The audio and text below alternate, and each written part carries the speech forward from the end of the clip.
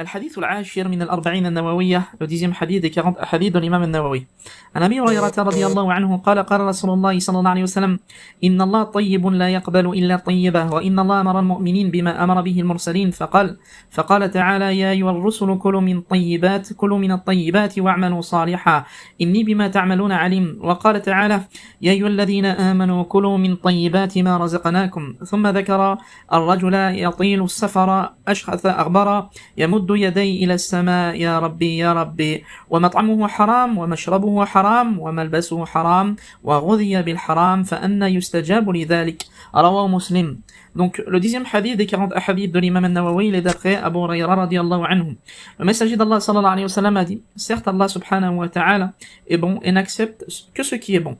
Et certes Allah a ordonné aux croyants ce qu'il a ordonné aux messagers. Il dit, ô messagers, mangez de ce qui est bon et accomplissez de bonnes œuvres. Certes, je suis parfaitement informé de ce que vous faites. Et il dit, dans la traduction du sens du verset, ô vous qui avez cru, mangez des bonnes choses que nous vous avons attribuées. Puis il mentionna, le prophète Mohammed sallallahu alayhi wa sallam, il mentionna un homme qui effectue un long voyage, les cheveux ébouriffés et couverts de poussière, qui tend ses mains vers le ciel en disant, ô Seigneur, alors que sa nourriture est illicite, sa boisson est illicite, ses vêtements sont illicites, et qu'il a été nourri par l'illicite. Comment donc pourrait-il être exaucé? Et ce hadith était rapporté par Muslim. Naam.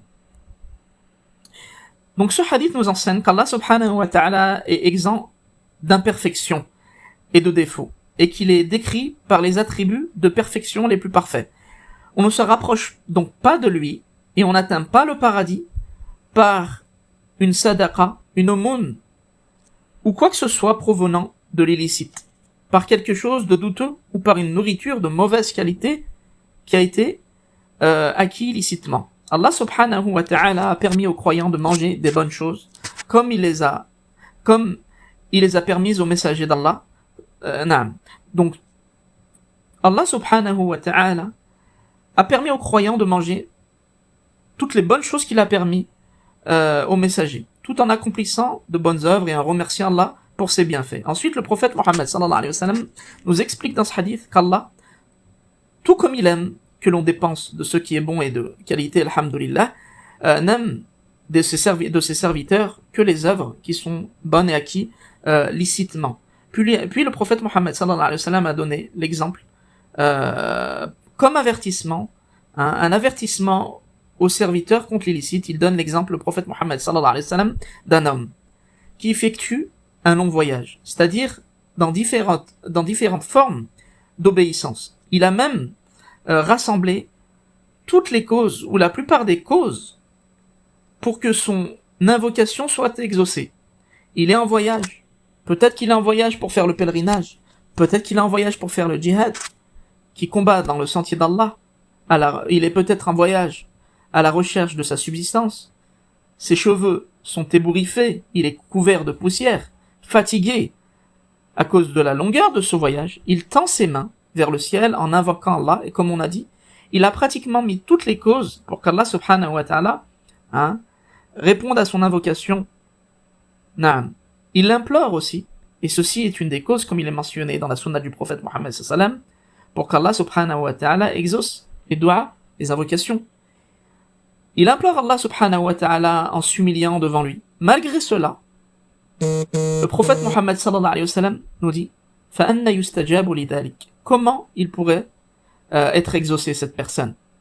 Donc le prophète Mohammed sallallahu alayhi wa sallam, si on médite sur sa parole, il a dit, comment pourrait-il être exaucé? Et le prophète sallallahu alayhi wa sallam n'a pas dit, son invocation ne sera pas exaucée. Pourquoi? Car il se peut que l'invocation d'une personne désobéissante soit exaucée. Il se peut qu'elle soit exaucée de la part d'Allah subhanahu wa ta'ala, il se peut qu'elle ne soit pas exaucée. Il se peut qu'elle soit exaucée, mais la possibilité qu'elle soit exaucée est faible. Et il se peut qu'Allah exauce le désobéissant et le laisse progressivement aller vers les causes de sa perdition. Nas'alullah al-afiyah, qu'Allah nous en préserve. Donc le prophète Mohammed sallallahu alayhi wa sallam, c'est pour ça qu'il a dit, comment cette personne pourrait être exaucée? Et il n'a pas dit, cette personne ne sera pas exaucée, car Allah subhanahu wa ta'ala peut exaucer celui qui est désobéissant pour justement le laisser progressivement aller vers les causes de la perdition, être un habitant de l'enfer.